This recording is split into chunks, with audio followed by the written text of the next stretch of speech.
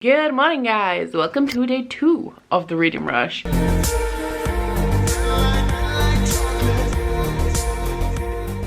woke up a little bit earlier today, but only a little bit. Honestly, I was going to set an alarm so that I can wake up at a normal human time, and then hopefully the reading rush will sort of reset my reading pattern. No, my sleeping pattern. But yeah, I put my phone down last night and then rolled over and then was like, didn't set that alarm, but I also could not be bothered to do it. I woke up an hour earlier than I woke up yesterday, so hopefully by the end of the week I'll be getting up really early, which would honestly be fabulous. Also gonna have to go out today because I want coffee and we have no milk. But I did actually start a book last night. Against my better judgment, I started A Strange Hymn by Laura Thalassa. I only read a little bit while I was waiting for yesterday's vlog to upload. I'm currently on page 32 of this. So this one is maybe the only book on my Bookopoly Reading Rush TBR that does not fulfill an actual Reading Rush prompt, but for the Bookopoly Reading Rush TBR, this one is for the prompt to read smut. So this is the second book in a fantasy romance series called The Bargainer, and I believe it's heavily inspired by A Court of Mist and Fury. So the first book in this series follows a woman called Callie who is a siren, and she has this bracelet that runs most of the way up her arm that is covered in black beads, and every black bead represents a debt that she owes to the Bargainer. She has 322 beads in total, and eventually she knows that she's going to have to start repaying all of these debts. However, it has been 7 years and she has had no bargainer turn up to claim these debts that she owes. And of course, all that begins to change when the bargainer does indeed show up and he does start to take what is owed to him. I really loved the first book in this series. The first book doesn't have a whole ton of plot. It's mainly about romance and the development of relationship between the bargainer and Callie. The first book is also told in 2 timelines because we have the past timeline, which is 7 years in the past, where Callie meets the bargainer and she starts off by asking him to help her cover up the murder of her stepfather, who sexually abused her for many years, and then eventually she murdered him. But he was a very influential person, so she calls the bargainer and asks him to cover this up for her. So that timeline kind of moves through the beginning relationship of Callie and the bargainer and how she ended up with these 322 beads on her arm, and then the present day timeline is when the bargainer has showed up again, and it's kind of about like, why has he turned up after 7 years and what happened in the past timeline to mean that he left and never returned for 7 years. And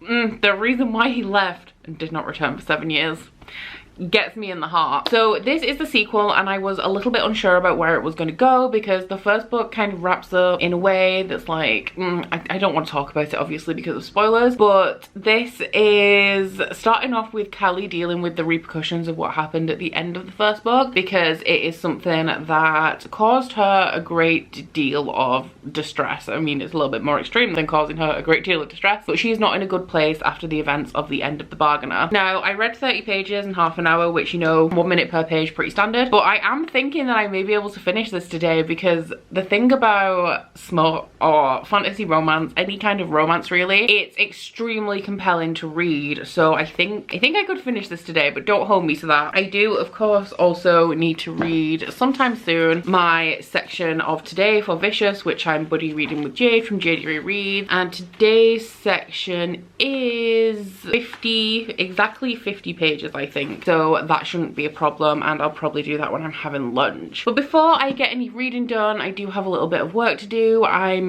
doing my stock count today, which, you know, in theory, it always seems like a job that doesn't take a long time, but it does take a little bit of time working out how much stock I actually have. And I do it all manually as well because I don't know, I could make a spreadsheet and make the stock count a little bit easier for me, but I do find it easier to have like a physical stock count while I'm doing it. So I will make a chart in a notepad and then like manually take everything off. So I'm gonna go and get on with that now for a couple of hours and then probably read today's section of Vicious.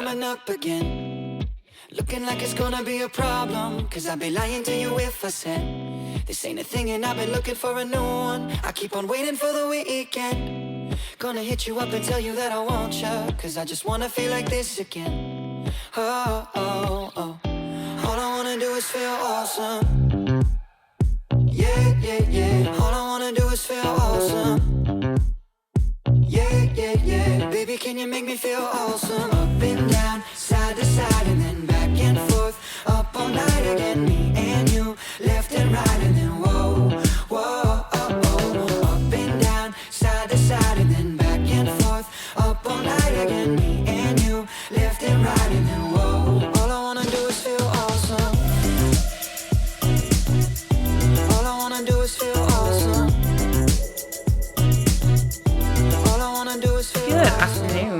have just finished today's section of Vicious, and I'm not gonna lie to you guys, I got in bed while I did it because I was feeling a bit cold. So I have a jumper on now, but I had to go upstairs to get a jumper anyway. So I was like, you know what? My bed is right there. I'm just gonna curl up for half an hour and have a little bit of an afternoon reading session. So yeah, 58 pages of Vicious completed. The only thing I've read so far today, it's like 2:30 p.m. now, and the Kindle website has been restocked. It didn't actually take as long as I expected it to. So if you guys have been looking at candles that are out of stock, there are very limited quantities of things available at the moment. I do also have my online shopping carts full with my fragrance oil suppliers to check out and restock the website properly very soon, and also get the stock in for the next release, which is coming next week. But as with every time I restock, there will be a few, like I know there are a few items that aren't going to be restocked because my suppliers don't have the fragrance in stock, so I can't restock them. So if you've had your eye on a candle that has been out of stock, you may be able to grab it now. It may be restocked again in the main restock, but as I said, there are a few that I'm just unable to restock this time. My thoughts on today's section of Vicious. Obviously, like, I'm not going to be able to do this every day because I'm going to get to a point where I can't really tell you anything, but the last 50 pages I've read, I've gotten into it a lot more. I'm only on page 102, I think now. Victor and Eli are precious, you know, like I really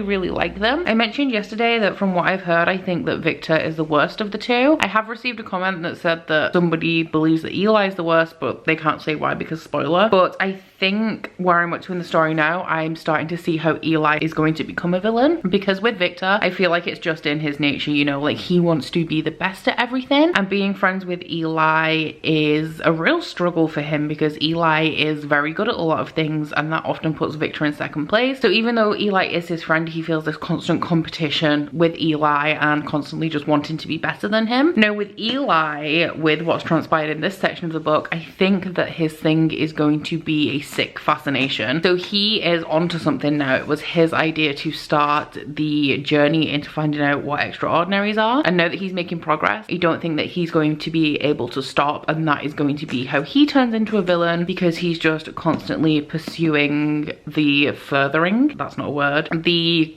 constant development, I guess, of this project that he's working on to see how far he can push it, like how much he can actually accomplish. So I did really love today's section, and I'm excited to continue tomorrow. Right now I'm going to pack some candle orders. I was going to watch BookTube but while I was doing that, but I actually think that I'm going to watch Pretty Little Liars because that's what I'm in the mood for at the moment. But it's always a trap, because when I start watching Pretty Little Liars, I get really sucked in because of how angsty and dramatic it is, and I can't stop. I've just started season 7. I think I'm like maybe 4 episodes into it. I don't have long of the show left, which just being able to finish it after so many years of watching it and then stopping and then rewatching it and then stopping and finally rewatching it to the end, so satisfying to be honest. So I'm gonna pop on some Pretty Little Liars, get these candle orders out, and then I'll consult my planner and see if there's anything else that needs doing urgently. But if not, I think I may read for the rest of the day.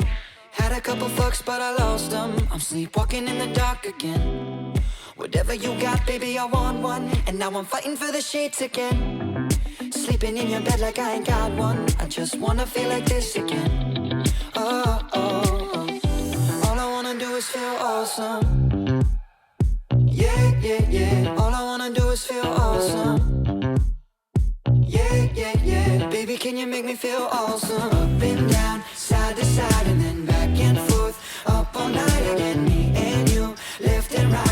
So this is undoubtedly quite dangerous, and I may end up regretting it. But right now, I have my book in this hand, my other hand on my camera, and I have hands-free Pepsi. So I have everything that I need right in this moment, and life is very good. So I'm now 94 pages into A Strange Hymn, and like I imagined it would be, it's really easy to read and really compelling. I don't like it. Do I like it as much as the first book? It's hard. The main character, Callie, she seems to be having a lot of doubts about the situation that she's got herself into. And just to be clear, the bargainer is the bargainer. Like, he's not a nice guy. He's also a fake king, and he's wicked. He's not evil, he's a decent guy, but he's like, he's the bargainer. He takes bargains from people and then makes them repay them. And if they don't, he murders them or tortures them or something. And Callie's always known this. It's not even like it's a new thing that happened in the first book. She knew him 7 years previously and she wanted to know him. She wanted to get close to him. And now that she does know him and know that she is close to him, she's like, oh, he's evil and I don't like this. Or, oh, he's doing bad things and I don't like this. And I'm like, girl, you signed up for this. You signed up for the bargainer. So don't be mad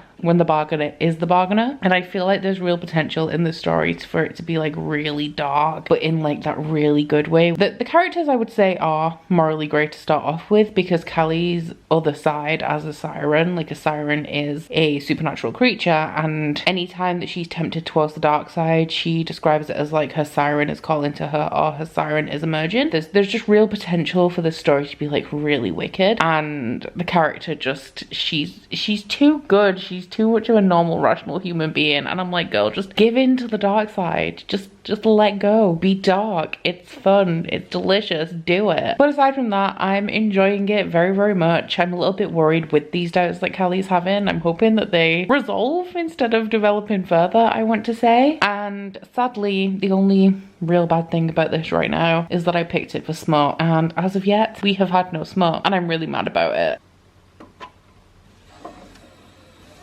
So this is going to come as a surprise to absolutely nobody, but I greatly overestimated the amount that I could read today, because I'm currently on page 151 of A Strange Hymn, so I'm not even halfway yet. There's 367 pages in this book, so I'm 30 pages away from the halfway point, but I am very much enjoying it, and when I sit down and read it, like, I'm reading it faster than a page per minute. It's just, I haven't had a whole ton of time, with a combination of just like not waking up particularly early, actually having work to do, and then making dinner. We always watch TV while we have dinner, so today we watched an episode of Buffy and an episode of Angel. Tomorrow we will be watching the last 2 episodes of Buffy, so if you catch me crying at some point, oh actually no, we won't, because Curtis is going out on Thursday. We will be watching the last 2 episodes of Buffy, so if you catch me crying in that vlog, that is going to be why, because Buffy is my favorite show of all time. I love it so much. So A Strange Hymn, rest assured guys, there has been smut since the last time I checked in with you. The smut does come in eventually. The thing about this one that I'm particularly enjoying is that it has a little bit more of the fairy world in it, so I'm seeing a lot more places. The concepts of the places in the Court of Night are super interesting, and I'm enjoying exploring those, and just like Desmond Flynn gives me clear skin and waters my crops, so anything to do with Desmond, which this series is all about, I'm absolutely loving. So sadly, we did not finish a book today. Hopefully tomorrow I will be able to read the second half of this. I did say yesterday that I was going to update my page count and let you guys know what I read the day before at the beginning of every vlog. However, I've noticed that if I end the vlog at 10 PM, I spend the next 2 hours editing, so I don't read anything else in the day. So yesterday my page count was like, I think I said 148, and even though I'm picking up my book again after midnight, I am counting that as the following day. I normally don't. I count the day as ended when I go to sleep, but for the purpose of the reading rush, I'm stopping at midnight and recording my pages. So my page count for today is 200, so I did read 50 more pages than I did yesterday. Not feeling overly optimistic that I'm gonna get through my TBR, but you know, I'm reading quite a bit, so it could happen. It is only day 2, so we have a long way to go. I'm sure I'm gonna be okay, although I'm probably not gonna be okay. So on yesterday's vlog, I got quite a few comments about what the app I was using was with the countdown on it and the little plant. It's called the Forest app, and its purpose is so that you don't touch your phone. What you do is you plant a tree, and you can select how long you want to plant your tree for, and you can have it on deep focus mode, so if you go into any other app, it will tell you to go back to your tree, and if you don't go back to your tree, or if you do start to use your phone, it will kill your plant. So the idea is that you not wanting to kill the plant will stop you from touching your phone. I have been using it quite a lot, and I have actually found, because I have quite a short attention span when it comes to reading, and I will read like 5 pages and put my book down, so I usually read in like little sections. But I found if I set a timer for 30 minutes, I will read 30 pages. So it has worked out really well for me, and for you guys who wanted to know what that is, it's called the Forest app. It is free to download, or you can buy the full version. The full version is £1.79, so like it's not expensive at all. I do have the full version, and it has actually helped me out a bit as well, which I didn't think it was going to. So just before we wrap up this vlog, it is time for today's booktuber recommendation, and today's recommendation is going to be the wonderful Robbie from And His Nose Stuck in a Book. The most wonderful thing about Robbie is that he is just such a happy person. He's one of those people that is just really, really nice and positive and happy, and honestly it blows my mind because I'm the exact opposite of all of those things. But Robbie's just one of those people who is literally sunshine. You cannot help but smile when Robbie is talking. Once again, Robbie does read quite a lot of fantasy. He gets quite a few subscription boxes, so he does often read subscription box books at a reasonable rate, but he does read other things as well. I think the most recent video that he's posted on his channel is a vlog of him reading his first ever male romance. Robbie does also often put a little bit of a spin on typical booktube videos that makes them his. So Robbie works at Lush and he has this series on his channel called Face Mask Friday, where he puts on a face mask and makes a video. His Face Mask Fridays do have range. They're not all the same thing. So sometimes he will have a book review, sometimes he'll do, like he's done a TBR before I think, sometimes it will be an unboxing, but it's just kind of like a really chill video where he has whatever video idea it has, say a review, and he reviews it for you while he's chilling in his face mask. So if you guys are not subscribed to Robbie and you would like to do so, I of course would recommend it, and his link is down in my description box. My brightness is all up. There we go. Now I look a bit more human. Wow. So that is it for today's vlog. I do actually have plans for tomorrow now. I spoke to Curtis and we are going to go somewhere tomorrow, which is very exciting for me because it has been a very, very long time since I went somewhere. So we are going to head out into the wild world in the time of Corona. So I'm a little bit scared, but I've got my face mask, so all will be well. And I'm actually really looking forward to it, having a little bit of a change of scenery, doing something that I haven't done in a long time that I really enjoy doing. So that is it for day 2 of the reading rush, guys. I hope that day 2 has gone well for you. I of course hope you've enjoyed this vlog if you've made it this far. If you have, please don't forget to like if you liked it and subscribe if you want to, and I will see you guys tomorrow. Bye. Oh, you bite your friend like chocolate. You say you will go where nobody knows, with guns hidden under our petticoats. We're never gonna quit it, no, we're never gonna quit it, no.